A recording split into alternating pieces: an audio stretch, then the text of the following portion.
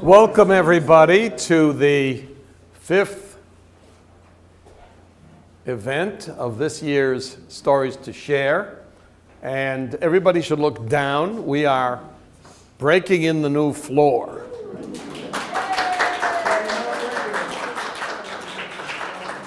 I want to acknowledge our sponsors, Beltetz and the Savings Bank of Walpole, and reintroduce myself. I am Joe Steinfeld, and I am the moderator of Stories to Share. How many of you are here for the first time for this particular event?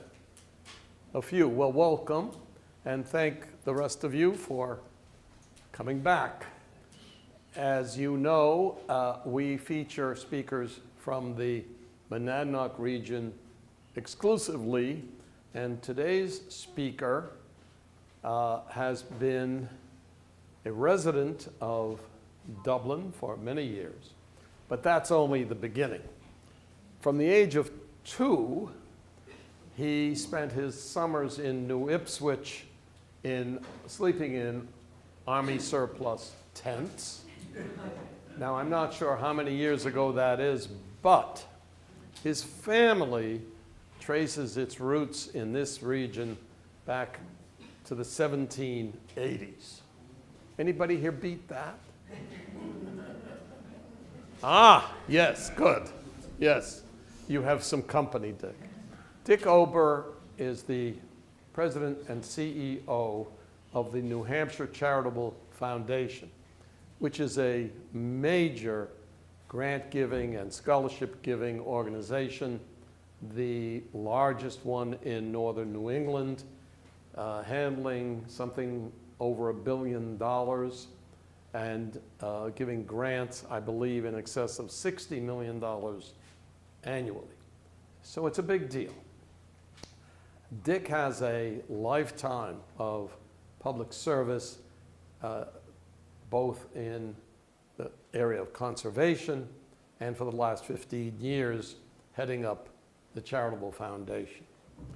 And I asked him, and he graciously agreed to speak, because it seems to me, and I believe you would all agree, that what this foundation does is an incredibly important part of our state.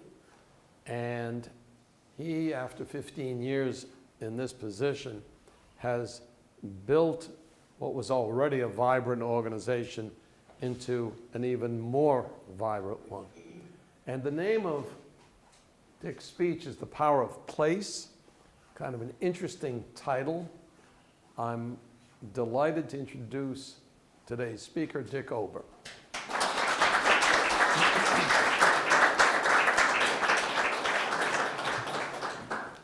Well, thank you very much, Joe. I really appreciate being invited to do this tonight, and also thank Ed for the wonderful work on the technology.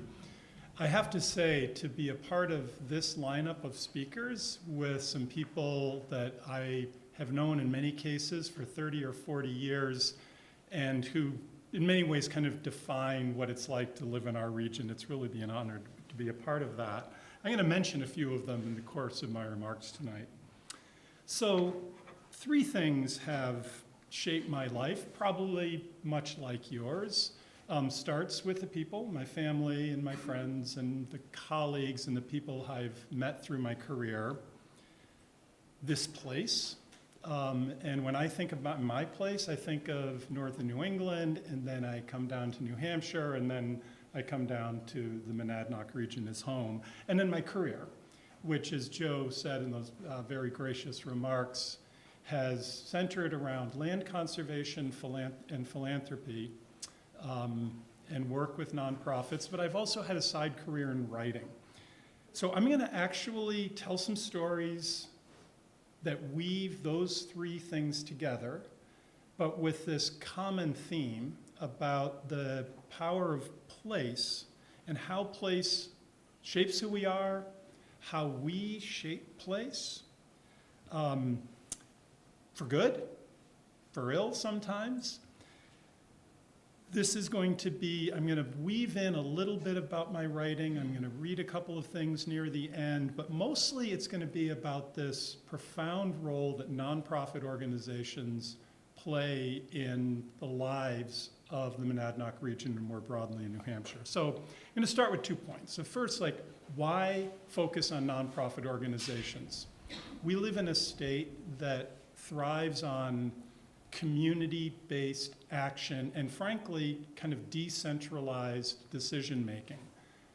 The role of nonprofits in New Hampshire is probably outsized versus almost every other state in the union. It's been part of the way that we kind of do life in New Hampshire for a long time. Every family in New Hampshire is touched by a nonprofit organization every day. And I can say that with some confidence, having spent 40 years in this field.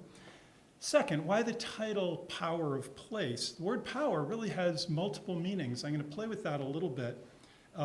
Place shapes who we are. It has the power to kind of shape the rhythm of our lives, the air we breathe, the recreation that we pursue, social patterns, spirituality. But power also can inspire and motivate positive action. I'm going to give some examples. But there's also a twist on the word power. And I'm going to ask you to think about this a little bit at the end of my remarks. Who decides what happens to the places that we love and we call home? How do we balance private and public rights and responsibilities for the lands that are around us and the places that we share? What voices are excluded as we make decisions about our future? So I'm going to ask you to think about a little bit about that. I'm going to start, though,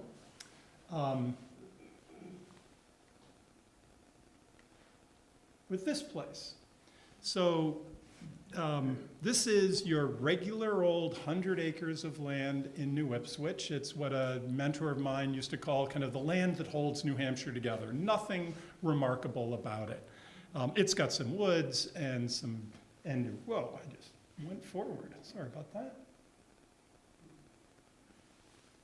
So it has woods, and it has a field, and it has a pond, and it has an outhouse. This piece of land has been in my family since the 1860s, and as Joe said, starting from when I was 2, and at the time my family was living in the Midwest. My father was a school teacher and a school principal. Every single summer, my parents would pile the 4 of us into a station wagon. I was 2, my sisters were 5 and 7, and my brother was 9. Drive across the country, set up camp every single night. This is 1962. Set up camp every night, eat dinner off of a camp stove, pup tent, a little trailer, have breakfast in the morning, drive another 500 miles, do that again, all to come to New Ipswich, where we would then camp for 6 weeks, a mile from the nearest paved road or electricity. At the time, I thought, okay, this is what everyone does. There's nothing unusual. And I think of it now. We have one daughter. When she was 2 or 3, going out for a picnic would take 4 hours of planning, and this is what we did. So it kind of took. So my father on the right there inherited this land from his grandmother, Sarah Jenkins. He spent time on this property as a boy.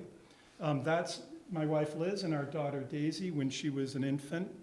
She's been up there since she was born.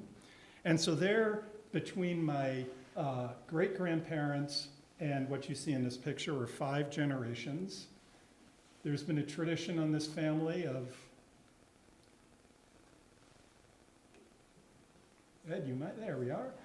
Frog catching, of course, as I did. That's my daughter when she was 15 or 16 doing that. We are now on this piece of property into the 6th generation. That's my great niece, Serafina Marte, with Daisy in the field camping as we did 60 years ago now. So that experience really took for me, and in many ways, that's what led to the first 2/3 of my career, which was in land conservation. So starting in 1985, first with the Society for the Protection of New Hampshire Forests, and then with the Monadnock Conservancy, I had the pleasure of being involved in hundreds and hundreds of land conservation projects, collectively conserving hundreds of thousands of acres in the state. Through conservation easements, through outright acquisition for conservation areas, expanding state parks, expanding the national forest. And obviously, when we think about these lands that we value so much, it's forests and it's fields and it's lakes and river shorelines and mountains.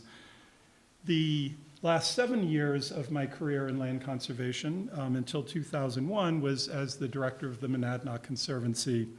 And I was thinking about this talk, and there's so many stories. I was involved in probably 100 land conservation projects here, and thinking about Jaffrey and people like Forrest Ames, who had a remarkable piece of land, and I used to sit and he would tell me stories. I was thinking about some work we did with the Conservation Commission and a select board around some town forests, conservation of Frost Pond.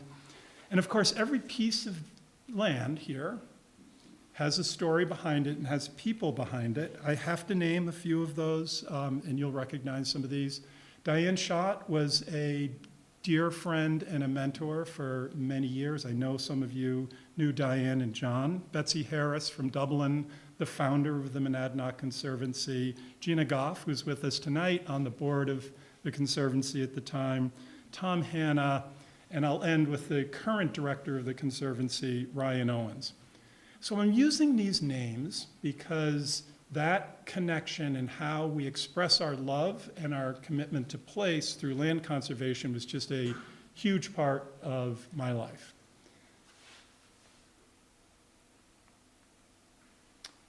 This takes us way, way up north. This is in the northern edge of New Hampshire.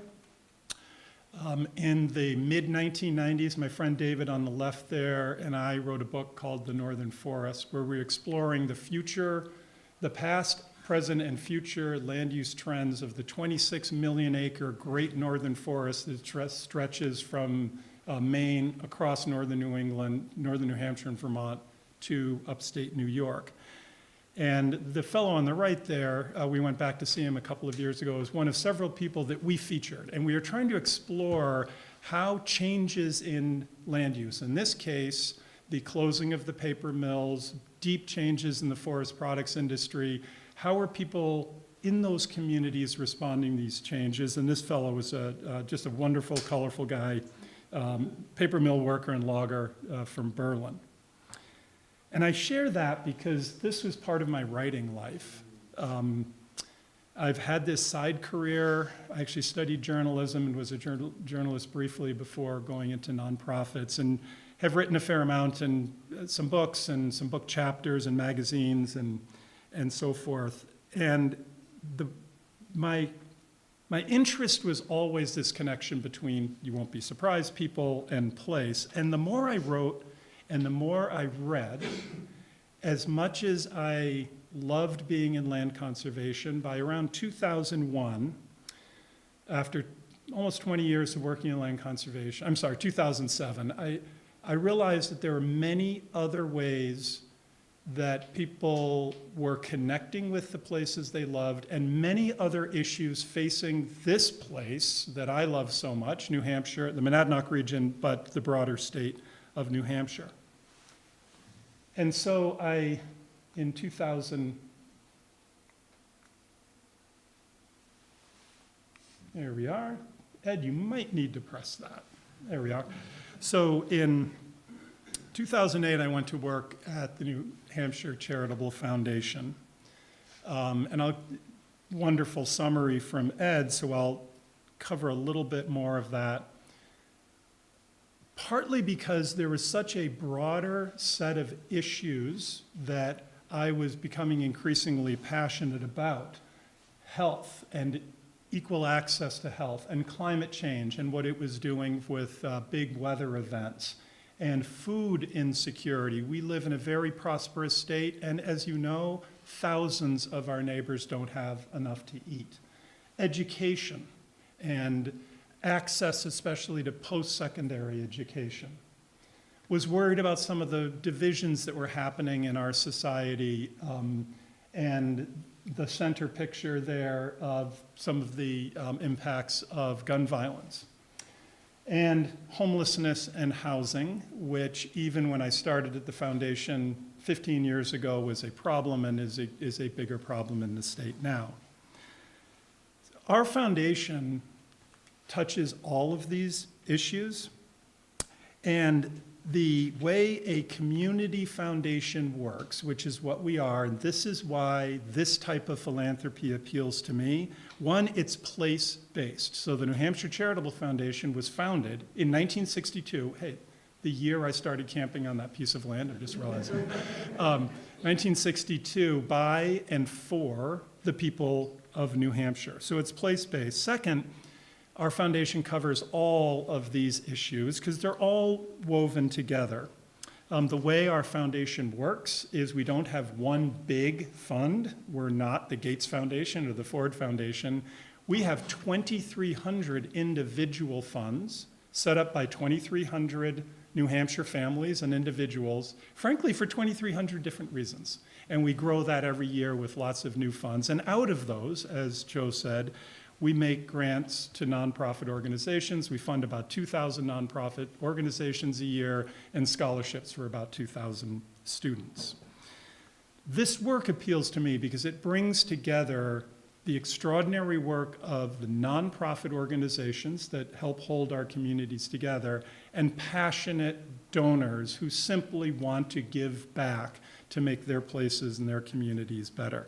So I'm going to go through a few stories about the work, some work that we've had the honor of funding in the Monadnock region. This is a wonderful partnership between the Monadnock Conservancy, your local land trust, and the Early Learning Center in Winchester, which is a primary child care center, especially for lower income families. The Early Learning Center wanted a little bit of land where the kids could go out and experience nature, and the Conservancy wanted to conserve that same piece of land. So now, next door to the Early Learning Center, there is this piece of conservation land that is used regularly by the students at this center.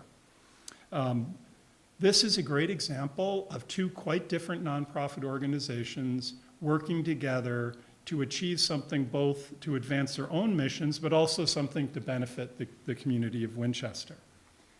The Harris Center. So the Harris Center, one of its many programs, is Harris Center for Conservation Education, headquartered in Hancock, is training citizen scientists, other words, all of us, volunteers, to go out and to monitor amphibians, and particularly to help amphibians cross the road safely during 2 or 3 nights in the spring where like 80% of the salamanders and wood frogs and other endangered amphibians have to pass. My wife and I do this every year. We go out there with our rain jackets and our flashlights and help several hundred amphibians. So, but what this is doing is it's combining science, people are learning, it's combining direct action of people who want to do something for these species, and it's a community event where people get together to do it. Land for Good. This is an organization that's actually based in Keene, but it works all over New England. This happens to be a farm in Wilmot, and what Land for Good does is it's a matchmaker. So, nonprofit organization that's recognized there's a lot of farmland out there that's not being used. There's a lot of farmers, often young farmers, who want to farm that don't own the land, so it matches them and helps farmers lease bits of farmland so then they can grow crops for local farmers markets, community-supported agriculture, and so forth. Entrepreneurial, innovative, seeing a need and meeting it, that's the role of a nonprofit like that. So that's something else we're proud to fund. This is Avenue A in Antrim, which is the only regular, almost always open teen center in our region. It's sponsored by the Grapevine, which is a family resource center in Antrim. 300 teens from 18 towns come together at Avenue A. And you know, we have a teenager, many of you have as well, children and grandchildren. It can be tough in these rural areas. So nonprofit, they saw a need, they found a building that needed some use, and now we have a teen center. We were, again, thrilled to be able to fund that. This is 100 Nights, which is a shelter in Keene. You've probably seen it over by the Monadnock Family Co-op, Food Co-op, a beautiful new building. There was a need for a shelter in Keene. One person started this 20 years ago, and since dozens and now hundreds of people have combined and supported this work for shelter for families who need it. We invested in this one not only by making regular grants to 100 Nights, but also from our invested assets. We actually made a loan to this, made an investment in it, a $500,000 investment. We're getting that money back at a very low but a good return. So we're putting the underlying investments of our foundation to work to good in the community, even as we're also making grants to support the nonprofit. I've got just a few more slides, and I want to talk about where the money and the passion comes from for all this work. As I mentioned, 2,300 funds. I'm going to just I'm going to name 3 and the donors behind them. So I like this shot here. So Amy Sandback owned a piece of land in Rindge, and she realized that she needed to sell it. She put a conservation easement on most of it. She carved out a house lot, and then she gave it to the New Hampshire Charitable Foundation. We sold it. 95% of the property was conserved. It was a priority for the Rindge Conservation Commission. And with the money, we put it into a fund to support her 2 great passions. One was the environment, and the second was arts and art education. Whoops. We're going too fast. You find where we were? There we are. It's possible you saw this in the news around Thanksgiving. This little bit of news from Hinsdale went viral globally. This man, his name is Jaffrey Holt, a very, very humble man, had worked as a teacher, had worked in a local factory, had taught driver's ed, and most recently, for the last 15 or 20 years, was mowed lawns. And he was also an extraordinary penny pincher and saver, and he spent almost no money.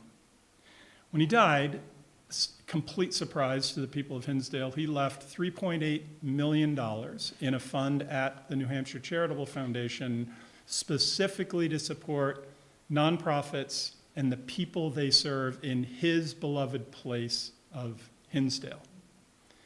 And when he started talking with his best friend about this, he just said, "This place has been good to me, and I can't imagine a better thing to do."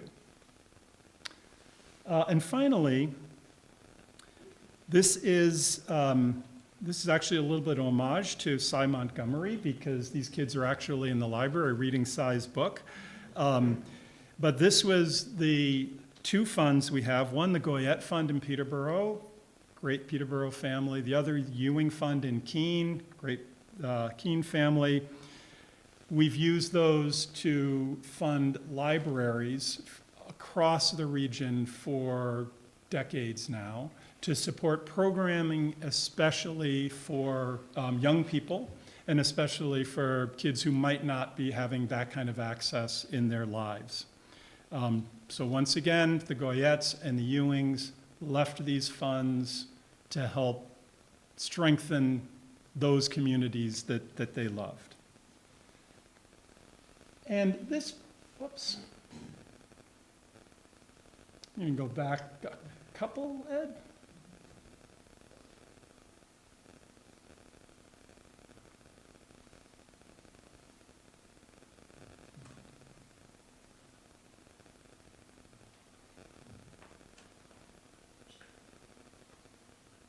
I'm going to close with this, by the way, so I'm glad you're looking at it.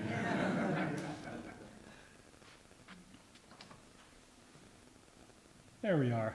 So I'm putting this partly as an homage to Mary Islin, who was here as your last speaker, an old friend. So there was an artist and a musician from Nelson, Albert Duval Quigley. That's one of his paintings. You can see the mountain in the background, Mount Monadnock. And when he died, a group of local friends wanted to do something in his honor. They created a scholarship fund at the New Hampshire Charitable Foundation to support students who were pursuing art in their post-secondary education. So I'm going to leave that slide up for a few minutes here because I want to transition into a few other ideas. And it starts with the power of art to celebrate and connect us to place. That is an entirely whole separate subject. Lots of people know more about it than I have. But I'd like you to think about, when you think about this place we call the Monadnock region, or that specific place that you call home, what are the books? What are the poems? What is the music that evokes for you what that means to you as a person who lives in and celebrates that place? So as you think of that, I want to share something with you. So this power of place to me is a very positive idea. It can inspire us to care for our community, as you've seen in those stories and hundreds of others. But power has other connotations when it comes to place. Who decides what our places should look like and how they should be used? I wrote about this in the book Where the Mountain Stands Alone. You saw a picture of that before. That was edited by, produced, in about 2006. And it was edited by Howard Mansfield, one of the great storytellers in our region and husband of Cy Montgomery. And I wrote an essay on the Monadnock land ethic. And I asked a question, is there a special ethic in the Monadnock region? And I thought about that because the specific story I focused on is a story many of you know far better than I, and that's the Sawyer Farm. and what happened to the Sawyer farm when the silo burned and all of you came together and rebuilt that for Peter and Ann Sawyer. And it's a long essay, and it talks about the history of land use in the region and kind of how it's evolved and how our attitudes for land is involved. But there's this paragraph in here that I want to read to you about some of the tensions that place can create. So unintentionally, we sometimes find ourselves at odds with one another. The cash-poor landowner who needs to sell timber so that they can hang on to his woodlot is then criticized by the ecologist who rightfully is worried about the potential impact of logging on habitat. The hikers blame hunters who share their passion for the outdoors for scaring them out of the woods in the fall. The new homeowner makes romantic photographs of the farm across the road, but then complains to the select board when right manure is spread to green up the fields. So these are the things we all live with, these tensions in rural New Hampshire. So the power of place, it can inspire, it can unite, it can sustain us, and that can also divide, reinforce our biases, be concentrated, that power can be concentrated into a smaller segment of the population based on culture, based on age, based on income. So this is the central purpose of the New Hampshire Charitable Foundation: to make New Hampshire a more just, a more sustainable, and a vibrant community where everyone in our community can thrive. And that starts with asking who isn't thriving and why not, and what can we do as community members to help those of our neighbors who are not. It requires understanding difference. It requires understanding what it means to belong in a place like the Monadnock region, and it requires us to be welcoming whenever we can. I'm going to wrap up with this on the slide. So I'd encourage you to go to this event on March 22nd. This felt like such a good follow-up. Stories about this place. This is sponsored by the Monadnock Conservancy. The speaker is Ernie Hebert. I understand Ernie was here in a previous year. Who knows of the work of the novelist Ernie Hebert? So for my money, no one has ever quite been able to write fiction as genuinely, as embedded in what life in rural New Hampshire is like. Ernie grew up in Keene. His first series of books, the Darby series, 5 novels, all set in the Monadnock region. He's a riot, he's funny, so if you have a chance to.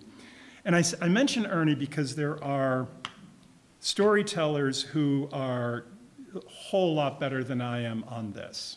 And there are artists and there are musicians who celebrate and ask us to think about the power of place. One of the most remarkable things that's happened in the last couple of years, I think, is the production of the film, The Mountain That Stands Alone. And I see a lot of nods, premiered at the Park Theater last summer, and I'm closing today with 2 very brief quotes from that film.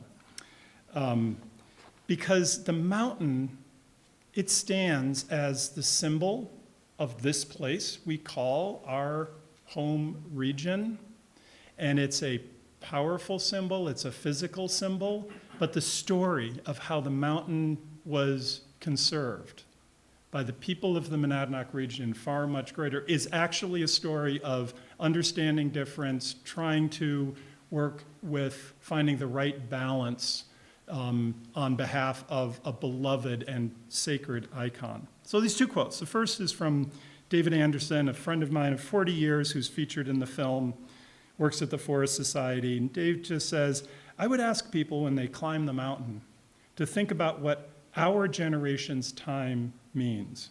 What is our responsibility to the mountain?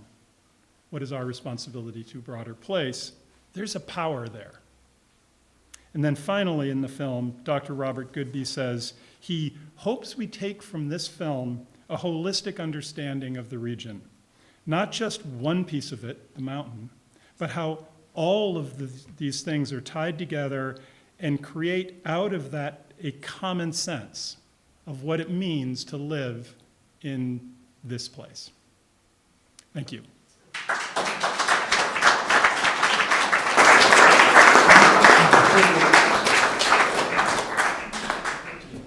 I forgot to tell everybody to turn off their cell phones, but it turns out I didn't need to, and I'm glad none went off because that was a mesmerizing, wonderful talk. And thank you so much. Now, questions, including people online, and I should welcome those who are attending remotely. And after that, we'll have our usual reception. Just so I don't forget too many more things, I want to thank Ed Watazek, who always does a great job. And I want to thank Nancy Beltet and Jean Duval, who handled the treats at the reception following. So, who would like... And I should say Sean Driscoll, who is also on the and Laura in the back. Okay, who wants to start? Don't be shy. I want to congratulate you for the staff that you have. They don't spend all their time in Concord. They definitely come to communities. We have been the recipient here at the Civic Center of your staff just asking what are the needs in Jaffrey, and it's very appreciated. I can also say that our recent Martin Luther King Jaffrey Ridge celebration was sponsored by the Charitable Foundation to the tune of $1,000. We thank you for that. Thank you for saying that. We cover every town in the state, and we have staff, to your point, who live throughout the state. We have staff in the North Country, we have staff here, we have staff in the Seacoast, we have a central office in Concord. But to do the kind of work we do, we have to be in the community to understand the needs. So thank you for saying that. Please stand up so we can hear you. Of the many challenges facing New Hampshire and the Monadnock region, what do you think, Dick, is the most important to solve? The most important challenge facing the region. So I'm going to make this about New Hampshire, really, because it applies everywhere, and I'm going to answer it in two ways. I think the first is a more broad challenge, and that is to understand something I've long called the New Hampshire paradox. And here's what I mean by that. By every measure of quality of life, New Hampshire does really well. We're in the top 10 of virtually every index. So we are 5th or 6th richest states in the country when it comes to per capita income. We are the safest state in the country. We are one of the healthiest states in the country. We're one of the best educated states in the country. But we have taken, I think, that for granted and have been over-complacent because those are averages, and have not focused enough on two things. How do we build long-term prosperity, and how do we recognize that there are tens of thousands of our neighbors who are not benefiting for that? So, here's the paradox. One of the richest states in the country per capita income, and we also have one of the greatest gaps when it comes to income inequality in the country. For a while, we had the fastest growing rate of childhood poverty in the country, and this was strange because we still have a very low overall childhood poverty rate, very low. But it was growing faster than any state in the country except for Mississippi for 3 or 4 years. We are one of the best educated states in the country, but the We have tremendous disparities in equities, school district to school district, based on the fact which districts have more taxable property and therefore can build the better schools and hire the best teachers and all of that. So we have many kids falling further than behind, even when average we're doing well. So I think the biggest kind of piece of this is to recognize that those averages, we can't be complacent about them, and recognize there's real need, real gaps, and roll up our sleeves. Nonprofit action, public action to solve those. I think the fundamental biggest problem we're facing in the state is housing. So for social issue, for health issues, housing comes first. We have less than a 1% vacancy rate, which means essentially there is no vacancy for rentals. This is for rentals. We have a growing homelessness crisis, and it's not just in Manchester and Nashua, it's everywhere. There's a lot of good things happening, but that's something that happens because we believe in local land use and we believe in home control. That's something that we need both statewide solutions and local solutions for. Who's next?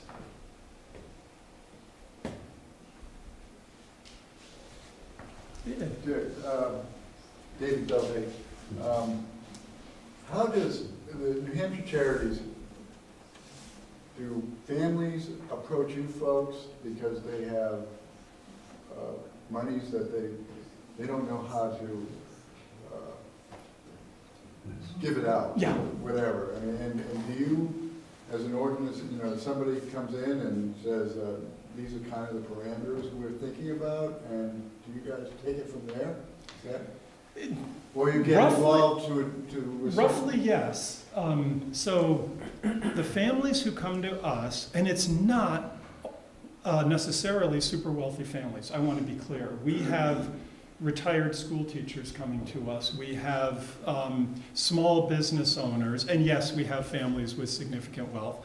And they come to us because they understand how important charitable giving is and how important nonprofits are, and they become a little overwhelmed by just, there's so much out there and who should we give to? So we can provide philanthropic counsel for a family that says, I really care about social issues and I care about them in the Monadnock region. Can you help me sort out which nonprofits are doing what? So we can provide that level of philanthropic counsel. The way our business model works is the family might choose to establish a fund at the foundation, and it actually operates as a little mini foundation, but within our larger statewide foundation.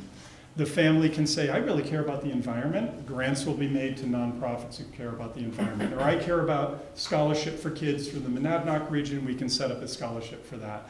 So it's a conversation to match the passions and the interests of the donors with the needs in the community. And in turn, we commit to fulfilling that charitable legacy forever. So we, in many cases, are in the third, fourth generation of making sure that the original donor's philanthropic legacy is being kept to. If I may, I guess this is the power of being the moderator. I know a little about what you just said because in about 1916, a man named Abe Satso came from Eastern Europe to Claremont. His son, Sammy, inherited his butcher shop. He was a butcher, maybe even a kosher butcher. Sammy's son, Michael, took it over and created the North Country Smokehouse in Claremont. And correct me if I'm wrong, but around the time you started heading up the foundation, he created the fund for Claremont. And if ever a place needs a fund, it's my hometown of Claremont. But I'm interested in knowing who decides and on what criteria where the money goes. Yeah, that's great. So this is community philanthropy. I basically never decide on a grant that comes from the foundation. Out of 5,000 grants we made last year to 2,000 nonprofits, although I'm a voting member of our board of directors, very little influence. That's because where the money goes is the collective decisions of hundreds and hundreds and hundreds and hundreds of people. First, the Satsau's, in coming up with the idea of the Claremont Fund, inviting a number of their neighbors to contribute to it, build enough so we can create a fund and start making grants out of it. We manage the underlying assets, the income from the fund, the investments goes out in grants, and there's a committee of Claremont residents who sit down and decide every year, okay, where should these grants go to? So that's one way it happens. We have something called a donor advised fund where the family sets up the fund or an individual and they get to decide which grants go to which organizations. They make a recommendation because it's actually our asset once the asset has come to us. But as long as it's a qualified nonprofit, not contrary to our purpose as a foundation, we make the grant on their behalf. We have scholarships. We have about 100 scholarship committees in the state, usually made up with a few members of the local school and some local committee members. So those scholarship funds, students apply through one portal. If there's 10 applications for a scholarship fund, let's say for Keene High, those local people who know the community best choose which students get them. So it's like crowdsourcing philanthropy, not concentrating it into, one small staff and a board of directors. Yes. Can you describe the organization, shape of it, how many people? Sure. So we have about 55 staff. We are governed by a board of directors. We are a nonprofit, just like the nonprofits we support, a tax-exempt charitable organization, governed by a board of directors, 55 staff, on annual operating budget of about $10 million, and a combined total assets of roughly $1 billion, which grows through contributions and performance in the market over time, and it's out of those invested assets that we then make the grants and the scholarships. Yes, speak up so we hear you, Laura. So if a person or a group is in need and isn't thriving and they don't know where to start, what's the best way to get in contact with your foundation to get that process rolling?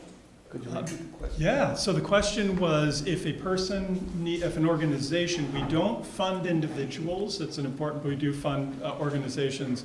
Organization doing good work has a financial need, nhcf.org, and then go right to the part of the website that says, are you seeking a grant? And click there. We have multiple grant programs, and because it's this concept of community philanthropy and all of these funds. These funds, by the way, 2,300, range in size from $10,000 to over $100 million. And they range in size and purpose of all sorts of different purposes. The Satsau's wanted to set up a fund for the people of Claremont. Other peoples have set up a fund for the environment or for arts or for education. We do a lot, as you can imagine from what I'm talking about, to try to increase access to opportunities so economic mobility is more equitable and available in New Hampshire. So we have a variety of different grant programs, some of which require applications and some don't. I want to tell one quick story. One of the funds that we do the most work with was set up by the Hubbard family of Walpole on the edge of the Monadnock region. Hubbards were chicken farmers for generations. They then figured out a very clever way to grow the exact right chickens for pharmaceutical research. And Oliver Hubbard, in the late 1990s, Oliver Hubbard was really bothered by the growth of alcoholism and drug addiction, especially in young people in the Monadnock region and broader. And he said, can you, at the foundation, help us do something about this? He set up a fund of $40 million, which we have been using now for 25 years to help with the prevention, treatment, and recovery of people suffering from alcoholism and other drug addiction. And that was a classic case. The Hubbards coming to us and say, here's a problem, can we do something together? So there's a specific application process for that, which is why I told that story. We have time for Anything online, Ed? I have a question. Yes, Nancy. So, you have all this money, who holds your money? Like Bar Harbor, Wealth Management, Oh, or? how got does it. that work? Great question. So we have internally a chief investment officer. We have an investment committee, which is partly made up of members of our board of directors and partly investment experts. We have a investment consultant, Cambridge Associates, which helps institutions all over the world manage their endowments. But to your specific question, based on the asset allocation and the investment strategy, we seek and hire effective managers. We have roughly 70 different managers managing different parts of the portfolio. Obviously large equity managers, small equity managers, fixed income, and so forth. A really important part, I'm glad you asked this, Nancy, because what we have always made sure that our investments, where possible, are invested in things that actually then also help some of the social and environmental work that we're doing. Our board made a commitment 2 years ago that in the coming years, we will make sure that we align all of our investment strategies with community need. So the kind of things we're investing in are not contrary to what we're trying to accomplish in our work. And we now have, we have 3 big investment pools. It's fascinating. The second of those is sustainable impact pool, where it's investing in positive things like green energy and low-income housing and things like that, is performing at top level of the indexes of those assets that don't have that kind of a focus. It's a really exciting part of generally an endowment management in the country. Might have been more than you asked for, but. Yes. What is the advantage to the donor to give you money to distribute? There are a couple. Great question. One thing I want to say The is, question, oh, sorry. What is the advantage to a donor to working through the New Hampshire Charitable Foundation? So first of all is there's no wrong way to give to nonprofits. Give to nonprofits. However you can, however amount, with your credit card, with your check, with your cash, give to nonprofits. Donors come to us for a number of reasons. One, they might have had a liquidity event. And it could be inheritance, sale of a business, sale of a home, and frankly, it might be tax advantageous to make a larger than usual charitable contribution. But rather than say, I'm going to give my alma mater 10 times what I usually give them this year, they say, set up a fund with the foundation, get the tax advantage for that, get your tax deduction, and then you can think in the coming years on how you want that. Secondly is to simplify giving. We have donors who come to us and say, I'm writing 50 and 60 checks a year. At a fund of the foundation, they don't have to do that anymore. We handle all of the grant making. And finally, it's legacy. This is the kind of charitable giving we've been doing. We want to make sure that continues as part of our estate planning.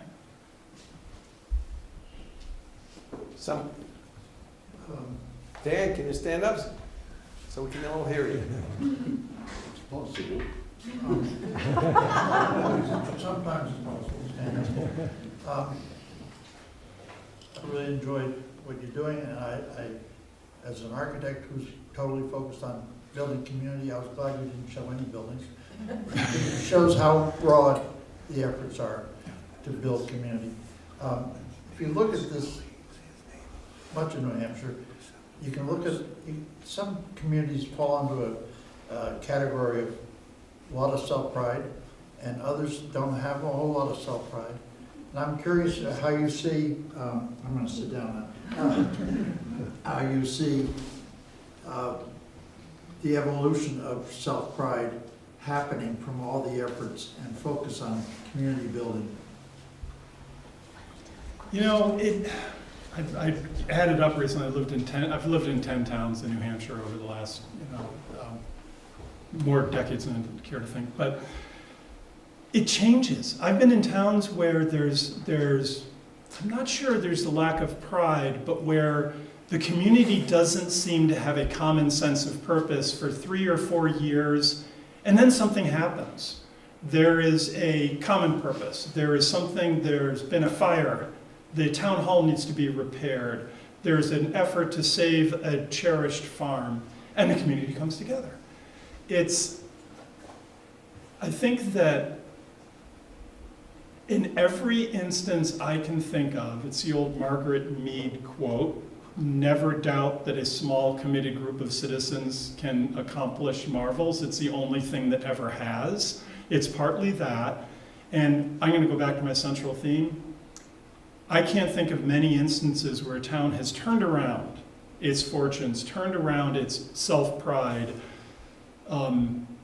sat up straighter in thinking about its sense of place and community where there wasn't nonprofit organizations in the middle of making that happen. I just cannot overstate how critical, and what happens in our state, when I say every family gets touched every day, a lot of people don't even know it. People don't know the Park Theater is a nonprofit. People don't know the Harris Center for Conservation Education is a nonprofit. People don't know that home health care and hospice is a nonprofit organization. People don't know that Southwestern Community Services, that serves thousands of families every day, is a nonprofit organization. They assume this is government. It's not. These are nonprofit organizations, sometimes using government and using government contracts and governing funds, but they are of these communities and holding our communities together. So if it's self-pride, or whether it's economic prosperity or education to access or child care, generally you're going to find a nonprofit at the center of those stories. Virginia. It's so touching that, you're beginning on the land with a tent. And I'm a transplanted Californian, and I have been struck by the incredible riches that New Hampshire has musically. That's my discipline. And of course, MacDowell is probably America's most famous classical composer, and then there's Amy Beach. And it's interested me that also there are 5, and have been, arts communities: St. Gaudens, MacDowell, Pennsylvania, Dublin, and I think the 5th one I forgot. Anyway, why is that? Why? And I asked myself that question, and I wanted to make a documentary, and then the man I did the beach film with, he went and died on me, and so I've just sort of lost my... but I think it's a very interesting construct. Is it the mountain? Is it the land? And you are a bit of an expert because you're sort of at the peak of what's happening in the state. Because I can tell you, as a Westerner growing up, nobody really learns how individual Vermont, New Hampshire, Maine are. It's all lumped together. The question is, yes, we're almost out of time. So, why is New Hampshire so blessed in is it the culture, or it's Yeah. very interesting, isn't it? Virginia, I honestly don't know, and I've been curious about it for a long time. There are some organizations I really value who explore this. So the New Hampshire Humanities Council, Right. nonprofit organization, they have so many programs around the impact of music and visual arts and performing arts and film. As a writer, I can tell you that I think New Hampshire has more incredibly talented writers per capita, kind of hidden away in the hills and the woods and the communities, than states where I have friends who are also writers. I think of artists like Mary Islin, who, is it because people are closely connected to the land? One thing we actually don't do in the state very well is public support for art, so maybe that's partly so smaller nonprofit organizations, communities kind of really step up. I mean, you're going to hear from Kate McNally, the center of the contra dancing world is Nelson, New Hampshire. I mean, who would have thunk it, right? And so I'm really curious about this. I'm going to do one final plug too. If you haven't yet seen The Mountain That Stands Alone, because it talks about that. It talks about how artists and writers and Thoreau and Twain and Emerson were a part of the efforts to save Mount Monadnock. That is true of the White Mountains as well. The White Mountains School of Art was one of the major reasons that the White Mountain National Forest became the first Eastern National Forest in America, and the whole Eastern National Forest system started here in New Hampshire because a small group of citizens were watching the mountains get overlogged and burned down at the turn of the century and wanted to do something about it, and they were inspired by art. Well, Yay! thank you. There you go.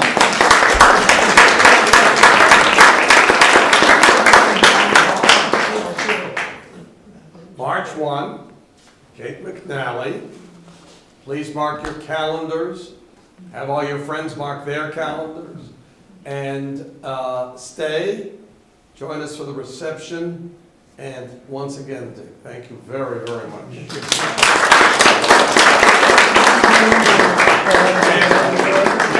As most of you know, David Beltet is the president of the Jaffrey Civic Center. David. Dick, I want to thank you for coming. It really struck a chord listening to you today. Great subject. On behalf of us, I'd like to give you this token of our appreciation. Oh, thank you. Mostly things you can probably burn yourself.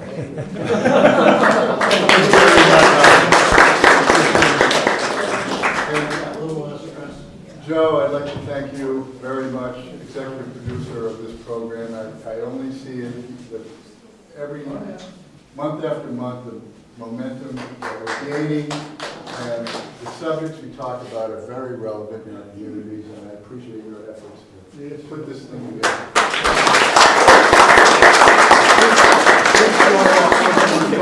Thank you very much for coming.